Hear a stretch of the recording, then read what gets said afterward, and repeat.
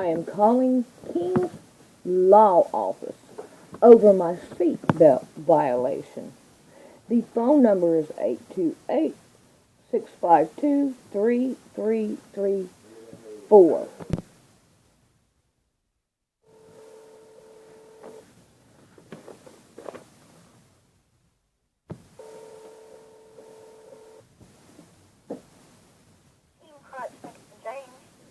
Yes, ma'am. I need to talk to someone about 3 people with guns making me stop in my car and holding me by force and threatening me with a kidnapping. And I had locked myself in the car with the kid and my husband. One tried to open the door. They was trying to see how they could get into the car. I was threatened because with the guns, and he tried to open my car door. They held us there by force. What can I do about it? Did you call the police? Yes, there was a lieutenant there, and if it wasn't for him, then I wouldn't, I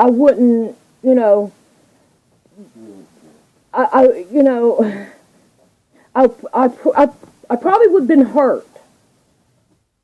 Okay, where did it happen at? What county? It's right here in Marion.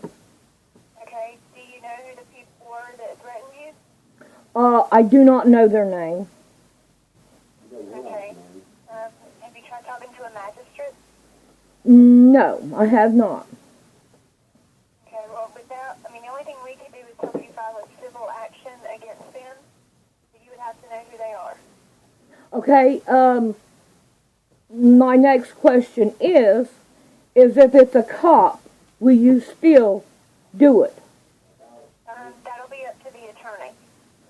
Okay, so I have to go to the magistrate first and talk to the magistrate. Can I have that phone number, please? I don't know their number. You'll have to call the courthouse or go up there. I have no idea what their number is. Okay, thank you. You're welcome. Bye-bye. All right, we're going to talk about the phone call I made and the cop situation with the seatbelt. Now, the letter here that I have, and of course we know that they are conspiring with the court and with the cops. Because, number one, you know that lawyers have to talk to the magistrate.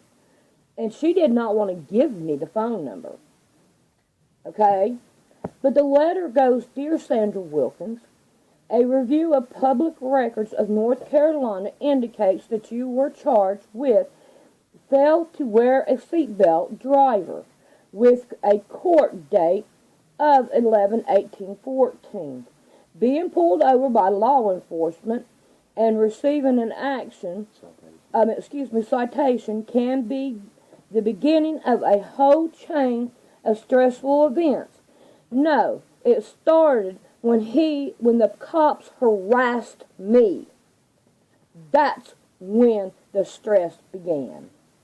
One of the most stressful components involves attending court and trying to work your way through a legal haze to understand your best option for handling the citation you receive. I'm not a very good reader. Of course, everybody knows that.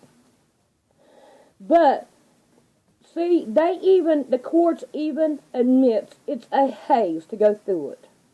Have y'all ever went through a haze? Think about it. The labyrinth? What does the labyrinth do? It confuses you. And that's what they want. They want to keep you confused. What does God say about confusion? He's not the author of confusion. We provide efficient and effective, courtroom defense from minor traffic infractions. I don't see how it's an infraction. And other driving violations to major criminal matters in McDowell County. Our team defends clients' legal rights. Okay, who's the client? I'm not their client. Because if they wanted to defend me, they would go by the Constitution. and financial, what's that word? Situation while proceeding. By protecting their driving privilege. All right, now see, they even tell you it's a driving privilege and not a right. So if you live under their rules, then it's a privilege. But if you live under God's rules, then it's your right, or the Constitution. Insurance and insurance points. While traffic matters can be dealt with directly, we strongly recommend that you hire a competent counsel to assist you. If handling improperly, a action could result. Citation. Yeah, why? Oh, okay. A citation could result in a suspension or provoked loss. What's wrong with me today? And increased insurance costs. Oh, I know why. Go ahead and talk.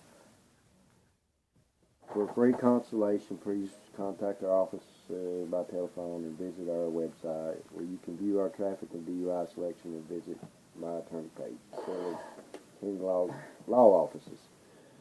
All right. Well, we already know that the lawyers and the judges are conspired against us. So hiring a lawyer to help us appease the judge is not where we're at today. It's time that we took back our country. It's time we took back our streets. It's time we took back. You know, I've been sitting a lot of thinking about man's law and God's law. Now, man's law is we see. I mean, you get a citation for everything. Everything you do is basically against their law. And if it's not, they're working on that so that they can make more money. And basically, that's what it's about for them, the money.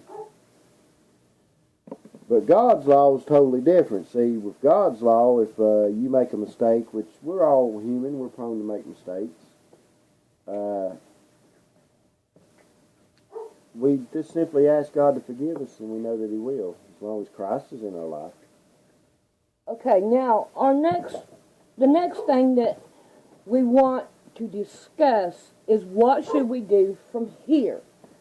Now, if and when we go to court, should I afterwards try to file a complaint against them for harassment? I say we take it one step at a time. I don't think that's something we need to look at. It's according to what happens during the court. If we are harassed through the whole court system, then yes, I think you start harassment. That's how I feel. Okay. Because you know once you file this harassment charge, then you are going to be harassed. Yeah, that's what we want to get. If they have to put something in your pocket to make you harassed. They put something in my pocket. What do you mean? Yeah. What I mean is, in small towns, it's not unheard of for the police to frame people. Oh, you talking about them putting drugs on me or something? Or anything, I mean... Yeah, but my blood test should prove that I don't do it. If you can get a blood test, I mean, when you're being railroaded, everybody works together. Yeah, but I should be able to go and get my own blood test on my own and enter into court. Yeah, well then instead of a user, you're now a dealer. What do you mean I'm a dealer? Well, you had it on you, you're not using it, so apparently you must have been selling it. Yeah, we talk about it. You see what I mean? I mean, it's going to be, if you're willing to fight that fight, let's get ready to fight it, but it's going to be a fight, that's what I'm saying. So, okay, let's just say, just for argument's sake, that after court and all, they start harassing me anyway, even if I don't do this. Right. Then what should I do? I only have then I guess you need to find you a constitutional lawyer that will help you fight harassment charges. Okay. I don't think that's something you should attempt on your own. No, at this point, I don't think I should. But don't think that I will not learn what I need to do. Oh, I understand that. Yeah. But yes, I do believe I would have to have one, in which that right there would go into some money there. Yeah, well, according to how things happen, like if your rights get violated here, Yeah. then you don't have to worry about the money. You'll find one willing to grab it because they love fighting. Yeah. Constitutional lawyers love fighting for the Constitution. Until it gets to be where everybody wants to, where it's a bigger issue now, where it's grown. Everybody goes, look, man, I've been wrong all this time, and I want to be right. Right. You know, so okay then. So I don't think that I need to just not even think about this lawyer, because we know that this lawyer will conspire with the courts. Not only am I giving the courts money, I have involved somebody else to give them money. Yeah, because he's not going to. They don't for free. care. Yeah, they don't care. They want to line their pockets and have their yachts. And then, of course, you could always, because you're poor, get a court-appointed lawyer who. I will tell you a little secret about them that I learned because I had to use one time, and he told me that I had 3 charges against me. One was driving while impaired. The other was communicating a threat, and the other was second-degree trespassing. Well, for my sake, because of the evidence, the communicating a threat and the second-degree trespassing charges would get dropped. So he pretty much told me the only reason that he's fighting to get them dropped and to find me not guilty of them is because he knows he's going to get paid for the DUI that I'm going to have to plead guilty to. And he'll make his money off it. Now, this is what he told me. He said, because, Ricky, I don't know whether you understand it or not, but if you get found not guilty, the state pays me $25. If I get you a plea, or if you're found guilty, you have to pay me what the going price is in this area for that charge. You see what I'm saying? If I'd have been found guilty of or I'd pled guilty to the 2 charges that I wasn't guilty of, So then he would have been able to charge me whatever he charges to defend somebody for that case. But the state losing the case, they pay him $25. He makes $25 if he wins the case. So really, all it is to say, okay, instead of you coming in and taking care of your own case, we'll get a lawyer for you to make you pay more, or let the courts pay for it, so we still get the money. No matter what, we will get the money. You will not win no matter what. Now, to me, that is conspiring against you. That's telling you you are no good in their eyes. You're not going to win no matter which way you go. What they're telling us is we're only dollar signs in their eyes. Yes, we're only dollar signs, and we will continue to be dollar signs until we're dead. And then we're still dollar signs because they make money off of our death. Yep. Now, let's take a run over on how this is against the Bible, God, and you. Now, in Exodus 20, we have the 10 Commandments. Now, this is what commandments they are breaking against God. Thou shalt have no other God before me. They are your God. And thou shalt not steal. They're stealing money from us. Yes, through the blue thugs, through fear. And that isn't right. It has nothing to do with God. And thou shalt not bear false witness against thy neighbor. They are bearing false witness against me, saying I done something wrong when I did nothing wrong at all, except for it's not driving, it's traveling. And thou shalt not covet. They covet my money. They want my money. They are coveting.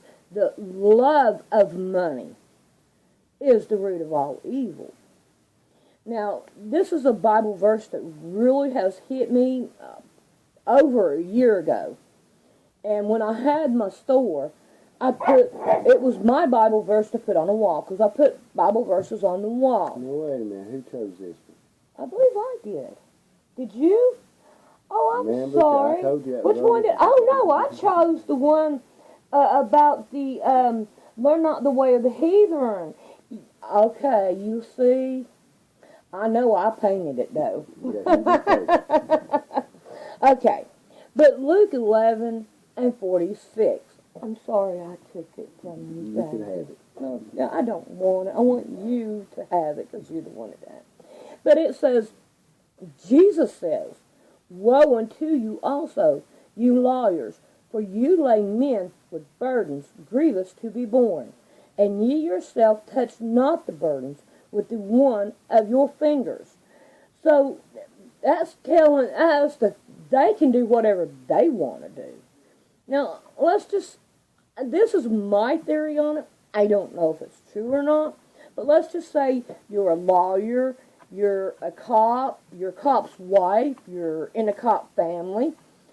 I think all they really actually have to do is just go down there and get what they call legal stuff, like the tags on their car and stuff. I bet you they probably don't even have to pay for it. I don't know. I've Yep. never had no police officers as friends because I'm not saying that you can't. I'm just saying in my life, I've known some officers. I've got officers that we'll be friendly toward each other, but we're not friends that we hang out. You know, go out and have cookouts together and stuff like that. What I would consider a friend. Yeah. I'm not saying that I hate all police officers. Please don't get me wrong. There is some very good officers out there that are trying to do what is right and what is. But then you have the others that think that they're law enforcement officers. See, a police officer is a public servant. If you notice, I don't know if it's on many of the cars anymore, but it used to be on all officers' cars to protect and serve. It's not there no more. Because they're not peace officers no more. They're law enforcement officers. There's a difference. And there is a difference. The police officer is after the government, after for the lawyers. They're after their own pocketbook. But now a peace officer wants to help with the peace, keep the peace, and not have an uproar or violence. And that's really where their life needs to be put on the line, if anywhere. And 9 chances out of 10, when a cop shows up, somebody's going to die. Or go to jail. Or go to jail. That's right.